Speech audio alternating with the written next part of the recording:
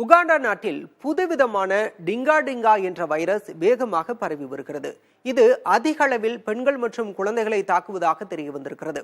இந்த வைரஸால் பாதிக்கப்படுவோருக்கு உடல் நடுக்கம் ஏற்படுவதாக மருத்துவத்துறையினர் தெரிவிக்கின்றனர். உகாண்டாவில் உள்ள புண்டிபுக்கியோ மாவட்டத்தில் சுமார் 300க்கும் அதிகமானவர்கள் டிங்கா டிங்கா வைரஸ் நோயால் பாதிக்கப்பட்டிருப்பதாக தகவல் வெளியாகியுள்ளது.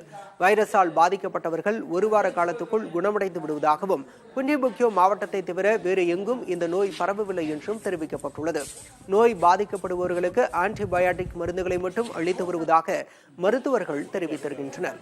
கடந்த 1518ஆம் ஆண்டு பிரான்ஸ் நாட்டில் டான்சிங் பிளேக் எனப்படும் நோய் பரவியதாகவும், அந்த நோயினால் பாதிக்கப்பட்டவர்கள் தங்களது கட்டுப்பாடின்றி உயிரிழக்கும் வரை தொடர்ந்து ஆடிக்கொண்டே இருந்ததாகவும் வரலாற்று குறிப்புகள் தெரிவிக்கின்றன.